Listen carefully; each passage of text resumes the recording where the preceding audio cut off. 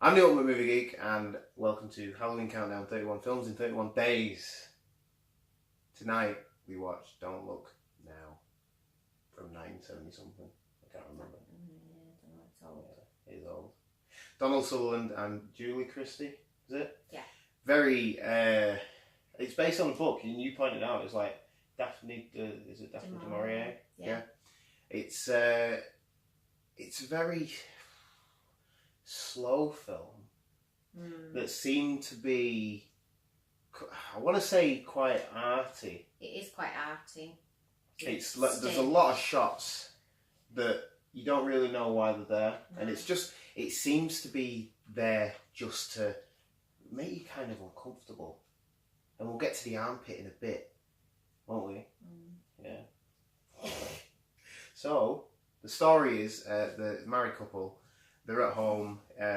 He's working on it's like church restoration, and he has a slide of a church, and in the corner is a red hooded. It's his daughter. She's captured in the photo, isn't she? Is it his daughter? Slide, yeah. I think it is. You think it is? Yeah. Oh, because it's it, and then something spills on it. And then there's like a big. And he sort of has a moment, and in between in between his kids playing in the garden outside with a pond. Now, any parent with an ounce of common sense, you just don't have a pond anywhere near where you've got children, and the daughter falls in and drowns. Well, that is brought up. She says that he allowed her to play around the pond, so that it's in you know. Anyway, she drowns. They're devastated, obviously, and you sort of see him try to get him out and try to revive her. Doesn't work. She dies. Yeah. They move to Venice because he's got work. He's working in a church. So he's helping restore a church in Venice. They've got a son who's they've gone about with put him in a boarding school. Yeah, he's kind of a little bit useless, really. You don't really. There's no real. I don't think if you lost a child, the last thing you'd want to do is just fly fly away 2,000 miles away from you. And like he mentions that she's going through a lot of emotional stress. Yeah. And she's been on tablets and stuff. Yeah. It's just a very odd film, and if you haven't seen it, I would recommend you watch it because it is a classic. You would, yeah. And it's considered a classic. The first time I watched it, I enjoyed it, and this time I think this is the second. I probably watched it a bit more actually, but I didn't enjoy it this time. I think because I knew what was coming, and none of it makes a lot of sense. I think there's very loose connections. Try to build up to what's going to happen. Yeah, I suppose that you get the sense that he's psychic. Well, he's meant to be in the film, but it's like little flashes, and he'll see stuff. Yeah, see something. And like he sensed his daughter was in danger. It's that type of thing. They meet some ladies when they're in Venice. One of them's blind, and it's like two sisters. The other one's just odd. And they see, and the blind one's psychic. She sees the daughter sitting in between them in a restaurant, talking to the father. And then it's not until later on where the wife goes to these women and the woman tells her that he's in danger. Yeah. So that's why she's there, isn't it? But she fully believes that these two ladies are psychic and can see a daughter. But then kind of half-arsed tells us when everything's alright, and then later on goes, oh, but you're in real danger. Well, surely that would have been your first message to him if you believed everything they were saying. It's really strange film. It meanders as well. Yeah, in the sex scene in it is quite famous. I think they say that because they were man and wife at the time. Yeah. And they said, didn't they? They thought that they were actually having sex. Parts of it look a bit convincing, but there's just it's awkward sex, and they're like, oh. She's under his armpit at one point, like that. Yes, and she's like proper licking, and then she goes for his toe, which then maybe see her mouth a little bit. Well, it's just, and it's weird. It's just a strange film, and stuff happens, and like when he goes to see a detective because he thinks that his wife, he'd seen his wife. He sees his wife and these two women on a black boat. Don't they? Yeah. And his wife is all in black, and he's like, she should have flown out that morning because the son that we mentioned before wasn't another son, he only had one son. Oh, yeah. The son that they had an accident in England, so they got a call, so the wife had flown out. He was in Venice, so he'd seen his wife that day and was like, well, why is she still here? She's meant to be on a flight. Well, that's all he does as well, Got isn't police all involved, got sketches done of these two women. Yeah. It's all weird, because I don't think the police would do that. No. But then his wife is fine, she rings him, so he can't understand what he's seen, and again, that's pertinent to him being psychic. But he also, after being warned that he's in danger, he has a bit of a fall, doesn't he? Where in church. In the church that he's restoring, he falls off like quite a high up, like I can't think what they're called. It's like a gantry, but it's held up by a load of men. Pulley. And then this thing comes from the ceiling and smashes through it. And... But it's the most pathetic. It's not even a scream, is it? We came to the conclusion that Donald Sutherland can't act. He can't act. He literally can't act. And like, he's awful. He really is an awful actor.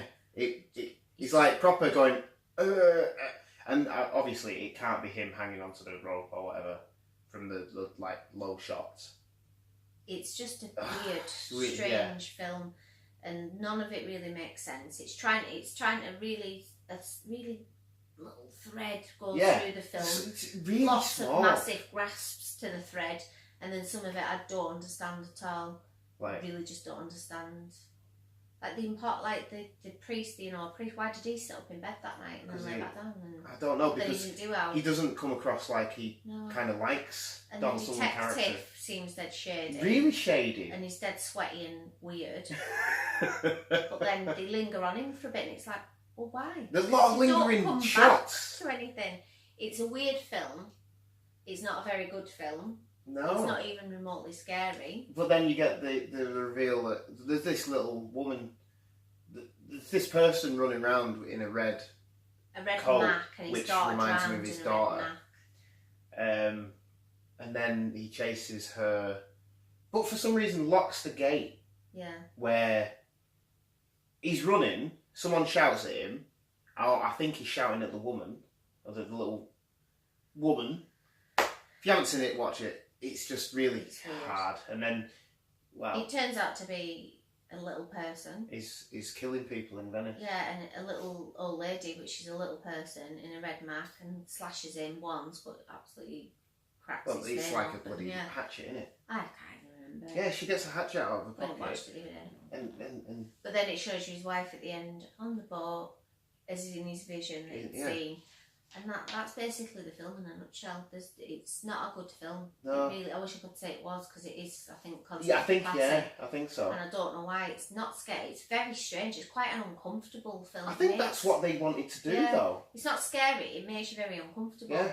Because just the way the women act, the two sisters are very weird, and the sex scene is very... Yeah, there's just parts of it that, like, you're not like... It wouldn't turn me on. No, that was the woman, the psychic. No, I know that bit, right. but I mean, the sex scenes generally in the film